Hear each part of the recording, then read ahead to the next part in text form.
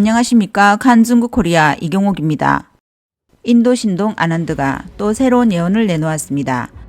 그는 며칠 전 최신 영상에서 3월부터 4월까지 신종 코로나19를 포함하여 전염병 발생이 더 심각해지고 러우 전쟁이 더욱 치열해지며 금융시장에 중대한 변화가 있을 것이며 에너지 위기, 극단적인 기후, 전력 부족, 기근 및 공급망 혼란 등 전 세계 여러 나라에 7가지 유형의 재난이 발생할 것이라고 지적했습니다.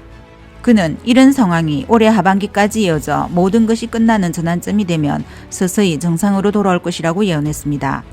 아난드는 또한 대만을 언급하며 경계를 더 높여야 할 것이며 가까운 장래에 최악의 상황에 직면할 것이라고 말했습니다.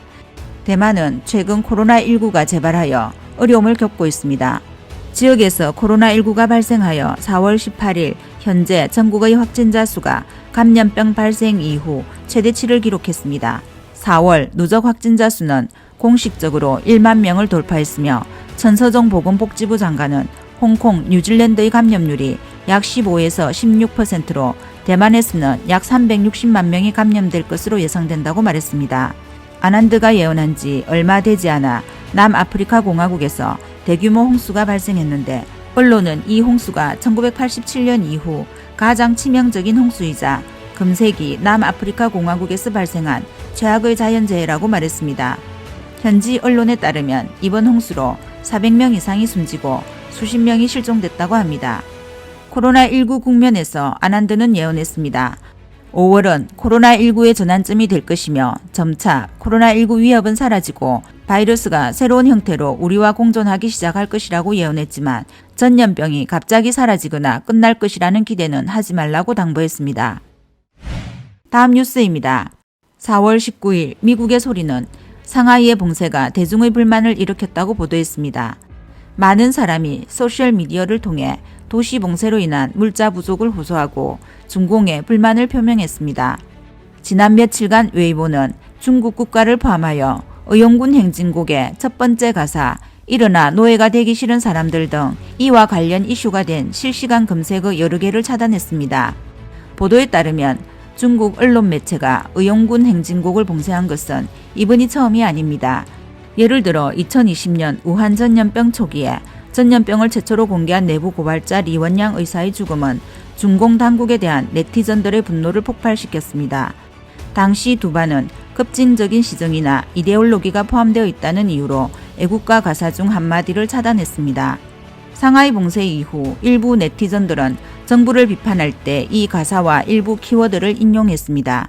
예를 들어 상하이에 기반을 둔 래퍼 팡레는 새로운 노예라는 노래를 발표하고 정부가 권력을 남용하고 생명을 소홀히 하는 것을 비판하는 데 사용했습니다.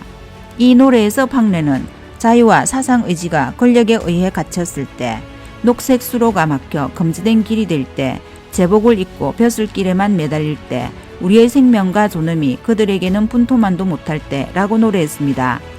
4월 16일 팡레는 자신의 유튜브 채널에 나는 모든 것을 사랑하기에 생명이 사라지는 것을 목격하고 나의 무능력함을 보았을 때 깊은 슬픔을 느꼈다 라고 작사할 때의 심정을 말했습니다.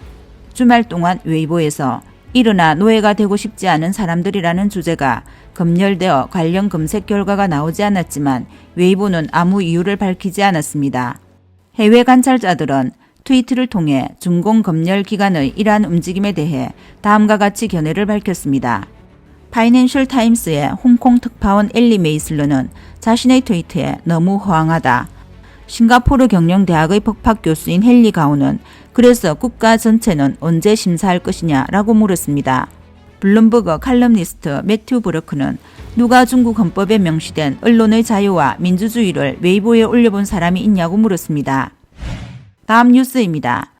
3월 28일 상하이가 봉쇄된 후 온갖 혼란이 일어났는데 어떤 사람들은 제때 치료를 받지 못해 사망하고 어떤 사람들은 자살했으며 어떤 사람들은 음식 없이 굶어 죽었습니다.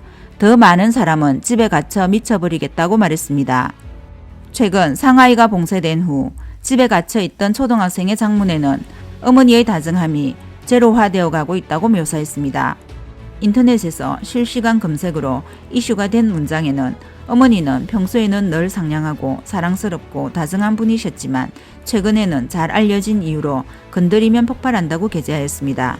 이 초등학생은 아버지는 어머니가 매일 음식을 사려고 인터넷에 접속해야 하고 밥을 짓고 요리를 하느라 바빠서 정신이 없는 엄마를 도와주려고 부엌에 가곤 합니다. 한 번은 어머니가 국을 끓일 때 아버지가 납작하면 벤젠 4개를 냄비에 쏟아 넣었는데 이것은 집에 마지막 남은 벤젠이라 어머니가 막으려 했지만 이미 너무 늦었습니다. 어머니는 왜 마지막 남은 벤젠을 다 써버리세요 라고 노발대발 화를 냈다고 적었습니다. 며칠 후 어머니는 또 화를 냈는데 아버지가 화장지 2장을 뽑아 뼈를 올려놓았기 때문입니다. 어머니는 그 자리에서 뼈를 뱉을 때 왜 접시를 쓰지 티슈를 사용하느냐고 꾸짖었습니다. 아버지는 집에 방금 산 화장지 한 상자가 있잖아 라고 말했지만 어머니는 언제까지 봉쇄할지 화장지가 바닥나면 엉덩이를 접시로 닦을 수 있나요? 라며 화를 멈추지 않았습니다. 중국 네티즌들은 아이의 장문이 매우 생생하게 묘사되어 이것이 상하이의 현재 상황이라고 평가했습니다. 오늘 소식은 여기까지입니다.